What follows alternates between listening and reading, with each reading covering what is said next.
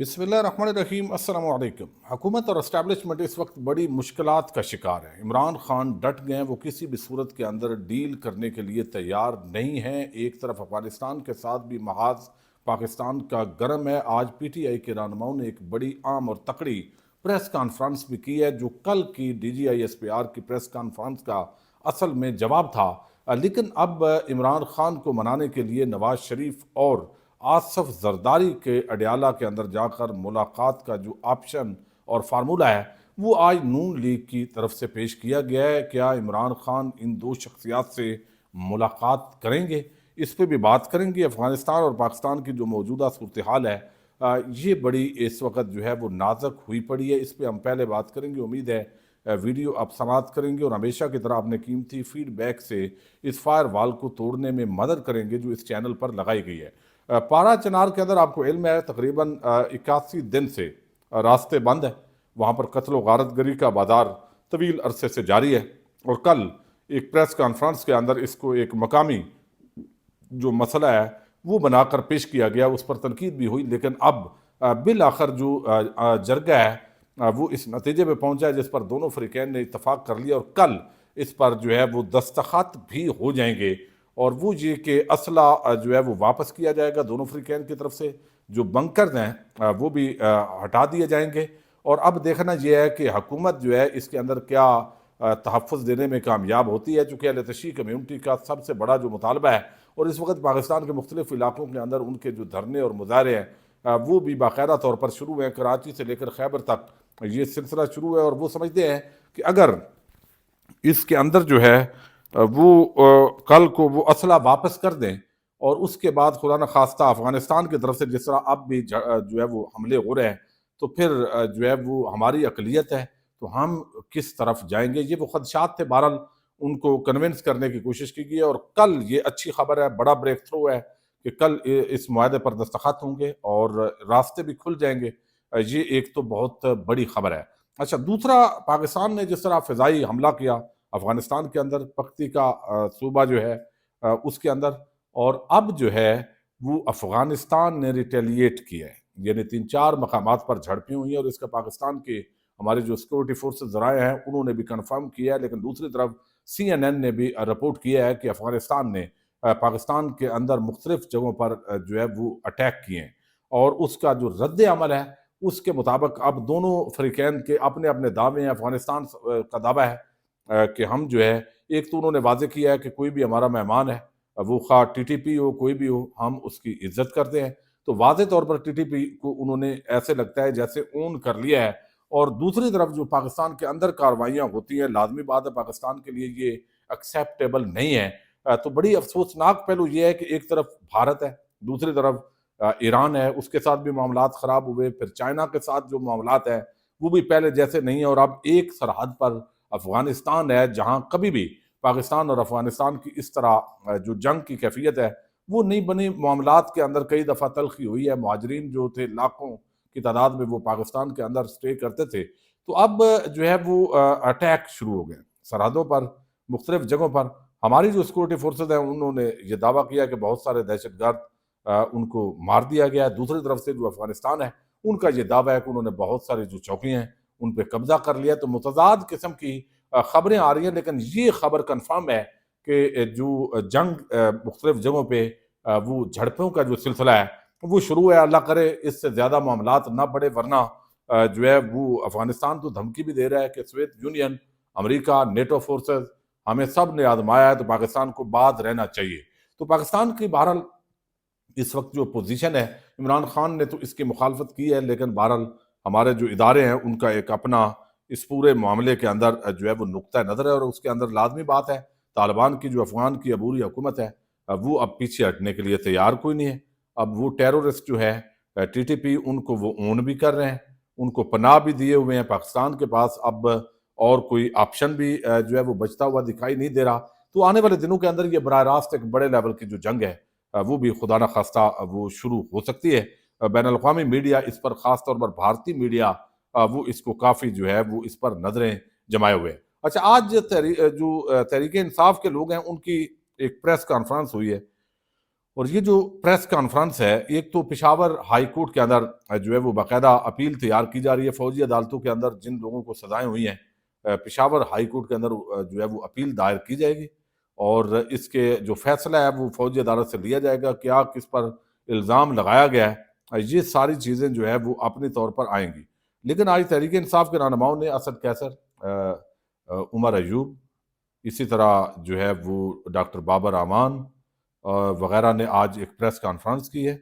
Press conference کے اندر جو ہے وہ انہوں نے کل جو D G I S P R نے پریس کانفرنس کی تھی اس کا جواب دیا ہے، اور جواب کے اندر انہوں نے بتایا ہے کہ جو انہوں نے شبلی فرات صاحب بھی موجود تھے، انہوں نے کہا پی ٹی آئی کہتی رہے گی کہ ہماری سیاست کا مرکز قانون کی حکمرانی ہے، ہماری جد و جہد اسی دائرے میں رہتے ہوئے ہوگی، ہم ایک پرامن سیاسی جماعت ہے، ہم عدالتوں سے توقع رکھتے ہیں کہ ہمیں عدالتوں سے انصاف ملے گا، انصاف کی فراہمی عدالتوں پر مذہبی اور آئینی فرض ہے، آئین ہماری پرامن احتجاج جو ہے اس کا حق دیتا ہے، مذاکرات کا دروازہ بھی حکومت کے لیے کھلا ہے۔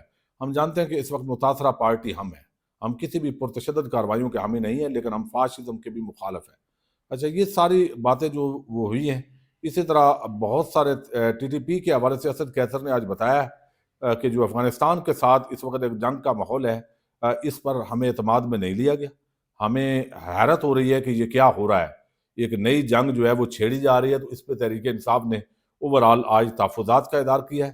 نیشنل سیکورٹی کمیٹی کی ملاقات میں آرمی چیف نے مذاکرات کا کہا، یہ پی ٹی آئی کا فیصلہ نہیں تھا، تو ایک تو انہوں نے وہ بتایا کہ جنرل باجوہ اور انٹیلیجنس ایجنسی کا اس وقت کا وہ فیصلہ تھا، اور پھر ساتھ ہی جو ہے وہ بہت کچھ اس حوالے سے جو ہے وہ آج بھرپور طریقے سے آپ سمجھیں کہ کل کی جو پریس کانفرنس ہے اس کا بنیادی طور پر آج جو ہے وہ جواب دیا گیا ہے۔ اس کے اندر ڈاکٹر بابر امان نے قانونی نکات رکھے ہیں کہ سپریم کورٹ کے 5 ججز کا جو فیصلہ ہے ملٹری کورٹ کا فیصلہ روکنے پر، وہ آلریڈی موجود ہے۔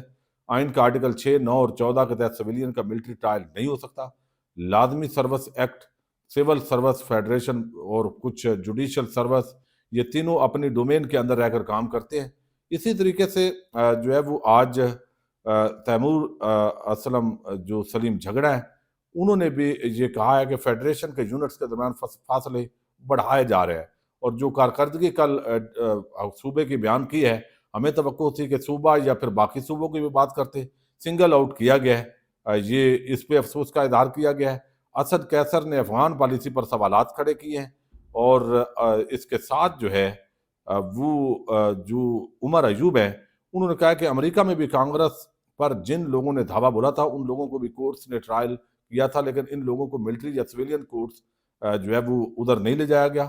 محسن نقوی نے کہا کہ 5 منٹ میں کلیئر کر دیں گے، اور پھر 5 منٹ وہ سارا کر کے دکھایا گیا۔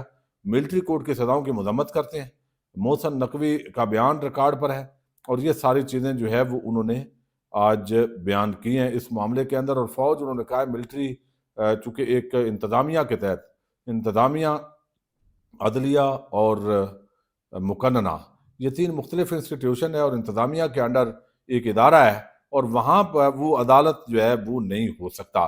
تو یہ بنیادی طور پر جو جواب ہے وہ دیا گیا ہے۔ لیکن ایک لاہور کے اندر تقریب ہوئی ہے، اور یہ خواجہ جو سعد رفیق ہیں، ان کے والد محمد رفیق جو ہے ان کی برسی کے موقع پر ایک سیمینار کا انعقاد کیا گیا۔ کچھ نون لیگی جو صحافی ہیں، مجیب الرحمان، اور ان کے ساتھ جو ہے وہ سہیل وڑیچ، پھر اسپیکر ایاز صادق اور رانا ثناء اللہ، اس طرح کی شخصیات، لیاقت بلوچ وغیرہ اس کے اندر موجود تھے۔ تو ایک تو آج جو ہے وہ بات کی ہے سعد رفیق نے، انہوں نے کہا ہے کہ مجھے گرفتار عمران خان نے نہیں کروایا تھا، جنرل باجوہ اور جسٹس ثاقب نثار نے مجھے گرفتار کروایا تھا۔ ایک یہ انہوں نے آج بڑا جو ہے وہ اعتراف کیا ہے۔ اچھا، دوسری طرف جو ہے وہ اور بات ہوئی ہے، اور وہ کی ہے دراصل اگرچہ جو سہیل وڑیچ ہیں انہوں نے بھی اسی طرح کی گفتگو کی ہے کہ بھئی سول سپریمیسی کے لیے کام ہونا چاہیے، ایک آج اگر نشانہ عمران خان یا تحریک انصاف ہے، کل کو آپ ہوں گے۔ مجیب الرحمان جو ہے شامی، انہوں نے بھی اسی طرح کی بات کی ہے، لیکن چونکہ منافقت سے کام لیا جاتا ہے، اور پہلے بھی ایسے ہوتا تھا، اب بھی ایسے، یہ بھئی جو ابھی ہو رہا ہے نا، اس کی مثال پاکستان کی تاریخ میں نہیں ہے۔ یعنی ماؤں بہنوں بیٹیوں کو ہراساں کرنا، جس کو چاہ اٹھا لیا، وہ اتنا نہیں ہوتا تھا، ہوتا ضرور تھا لیکن اتنا نہیں ہوتا تھا۔ تو وہاں پہ ایک فارمولہ انہوں نے پیش کیا ہے کہ جو سعد رفیق ہیں ان کا انہوں نے بتایا کہ اس مذاکرات کے پیچھے بڑا کردار ہے، کمیٹیاں بنا دی گئی ہیں، اب اس کا حل نکالنا پڑے گا سیاسی طور پر، اور اس کا حل جو ہے اس طریقے سے نکالا جا سکتا ہے کہ الٹیمیٹلی پی ٹی آئی کی جو کمیٹی ہے اس نے اپروول جا کے عمران خان سے لینی ہے، نون لیگ کی کمیٹی نے جا کے جو رہنما ہے انہوں نے اپروول نواز شریف سے لینی ہے، پیپلز پارٹی والوں نے بھی الٹیمیٹلی جو اپروول ہے وہ لینی ہوتی ہے آصف زرداری سے۔ تو ہمیں چاہیے کہ کسی طریقے سے عمران خان اور نواز شریف اور آصف زرداری ان تینوں کے مابین براہ راست مذاکرات ہونے چاہیے، اور اس کا جو راستہ ہے وہ ہموار کرنا چاہیے۔ اب کہنے کو یہ بڑا اچھا فارمولہ ہے، یعنی فارم 47 پہ جیت کر جو ہے وہ ایک حکومت قائم کر کے تو اب جو ہے وہ مذاکرات کرتے ہیں، پھر یہ بھی ان کو ٹینشن ہے۔ اصل میں دو چیزیں ہیں، جو افسر ہیں ان کو ظاہر ہے یہ ہوگی کہ عمران خان اگر آئے گا تو ہمیں عہدے سے ہٹانا دے، اور دوسرا جو اس وقت موجود ہیں حکومت، ان کو یہ ہے کہ ہمیں ہمارے لوگوں کو دوبارہ عمران خان انتقام نہ لے، جیلوں میں نہ ڈال دے، تو اب ہم جو ہے وہ کس طرح جو ہے وہ جائیں۔ تو یہ جو ٹینشن اور پریشانی ہے یہ تو بڑی ہوئی ہے، اور اب براہ راست مذاکرات میرا خیال ہے عمران خان اس کو قبول ہی نہیں کریں گے، کیونکہ عمران خان کی ساری سیاست وہ جو ہے وہ دراصل زرداری اور نواز شریف کے جو رجیم ہے اس کے اینٹی ہے۔ اگر وہ اکٹھے بیٹھ جاتے ہیں، کہنے کو یہ ایک آئیڈیل سچویشن ہے، لیکن کیا سول سپریمیسی کے لیے یہ لوگ کل کو کندھا دینے کے لیے تیار نہیں ہوں گے؟ عمران خان تو اب کندھا نہیں دے گا اسٹیبلشمنٹ کو، یہ بات تو طے ہے، لیکن کیا نواز شریف اور زرداری وہ اپنے مفاد کی خاطر وہ کل کو اسٹیبلشمنٹ کو دوبارہ سیاست میں نہیں لائیں گے؟ ایک بڑا آئیڈیل سچویشن ہے، سب اکٹھے بیٹھے ہیں اور فوج کو سیاست سے اور کاروبار سے آؤٹ کریں، اور اس کے بعد وہ جو ان کا کام ہے وہ ڈیوٹی وہ کریں اور سیاستدان اپنا کام کریں۔ یہ کہنے کو بڑی آئیڈیل بات ہے، لیکن پریکٹیکلی اگر ہم دیکھیں تو یہ چارٹر آف ڈیموکریسی کی بات کی جاتی ہے، تو وہ کرنے کے بعد بھی تو نواز شریف آ کے انہوں نے وہ معاہدہ توڑ دیا تھا، اور وہ چلے گئے تھے افتخار محمد چودھری کے لیے وہ وردی پہن کے وکلاء کی سپریم کورٹ آف پاکستان کے اندر۔ تو آپ نے خود عمل درآمد ہی نہیں کیا، اور آپ بتاتے ہیں کہ ہم نے اس طرح کا چارٹر سائن کیا تھا۔ سائن کرنا نہیں ہوتا، عمل درآمد۔ آپ اس کے بعد ہمیشہ اسٹیبلشمنٹ کی گود میں بیٹھ کے اقتدار انجوائے کرتے رہیں، اور اب آپ کو لگتا ہے کہ یہ جو ہے نا ہم سول سپریمیسی کا ابھی کر لیں گے۔ بہرحال یہ ایک آپشن ہے، اب دیکھتے ہیں اس پر عمران خان یا تحریک انصاف جو ہے اس کا کیا جواب آتا ہے۔ تحریک انصاف کے سربراہ عمران خان ڈٹے ہوئے ہیں، کمپرومائز وہ ہو نہیں رہے، ڈیل کرنے کے لیے تیار نہیں ہے۔